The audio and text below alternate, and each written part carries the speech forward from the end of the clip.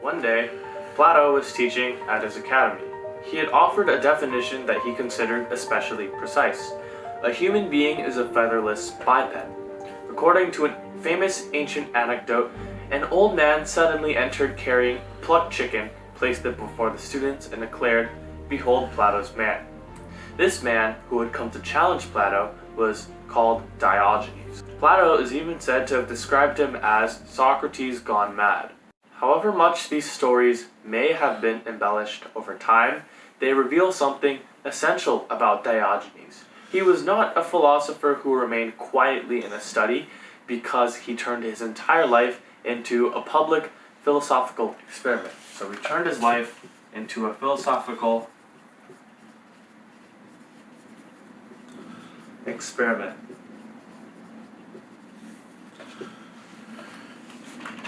To understand this strange figure, we first need to understand his world. Diogenes was born in Cynicism, a rather prosperous commercial city on the Black Sea, and according to ancient accounts, his family was connected with banking or the city's coinage, which suggests that he grew up in relative comfort. Later, a scandal involving the city's currency led to his exile. The historical details remain uncertain, but later philosophical tradition gave the episode a deeper symbolic meaning. If currency could be restamped, why could society's values not also be revalued?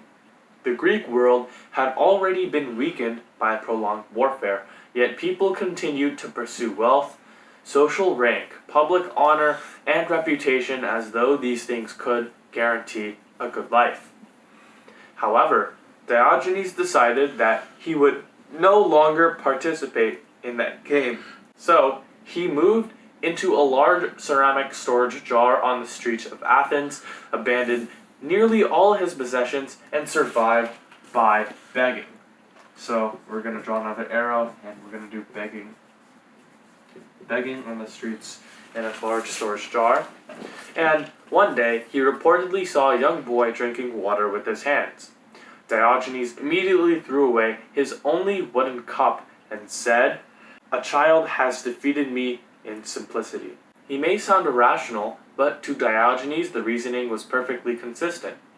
Human beings require relatively little by nature: enough food, basic shelter, and what is necessary to keep the body alive and secure. What makes us permanently dissatisfied is not nature itself, but a society that continually teaches us to desire more: wealth, status, luxury, reputation, and the approval of others.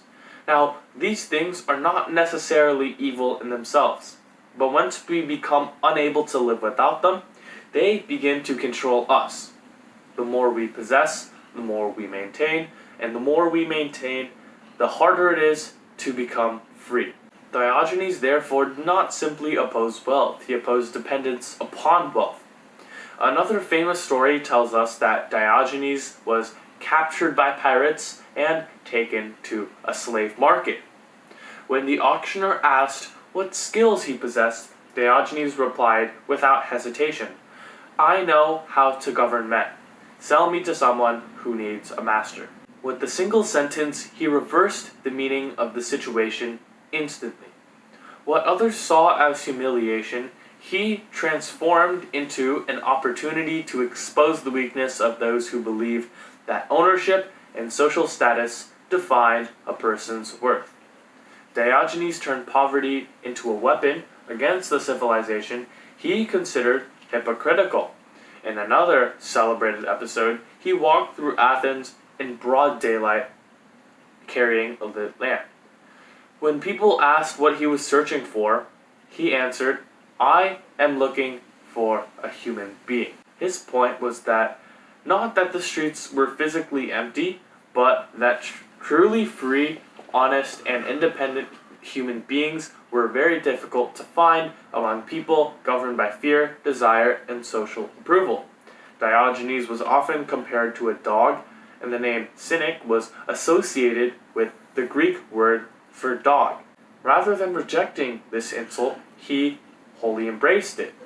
Now, a dog does not live for appearances. It eats when hungry, sleeps when tired, and does not pretend to possess virtues merely to win public admiration. To Diogenes, this was way more honest than the behavior of respectable people who spoke publicly about morality while privately pursuing wealth and power. The most famous story about Diogenes concerns his encounter with Alexander the Great. According to ancient writers, Alexander had heard of this strange philosopher and came to visit him while Diogenes was resting in the sun. Alexander offered to grant him any request, and Diogenes simply answered, "Stand out of my sunlight." In that moment, the entire hierarchy between king and beggar was overturned. Alexander possessed armies, wealth, and an empire stretching across much of the known world, while Diogenes possessed almost nothing. Yet someone who had reduced his desires to the minimum could not be easily controlled by rewards, because even the most powerful man on earth had almost nothing to offer him. Alexander possessed the world. Diogenes possessed the ability to say no. More than 2,000 years later, the question Diogenes raised had not disappeared. When we enter a modern shopping mall or scroll through social media, we encounter luxury brands, constantly upgraded devices, and carefully constructed images of success. Sometimes we purchase not only useful objects, but identities, approval, and protection from the fear of appearing unsuccessful or falling behind. Now, Diogenes' challenge therefore remains strikingly relevant. Do we possess civilization, or does civilization possess us? Cynicism, however, has serious limits.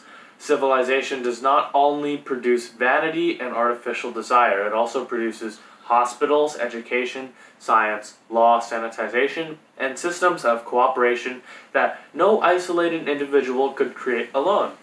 There is also a very profound difference between choosing poverty as a philosophical exercise and being trapped in poverty through circumstances beyond one's control, because involuntary poverty can mean hunger, illness, vulnerability, and exclusion. Absolute independence can also become absolute loneliness.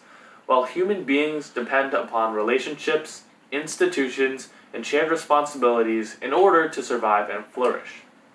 The central contribution of cynicism, therefore, is not the claim that everyone should live in a jar. It is the warning that we should not confuse the desires society gives us with the needs that are genuinely our own.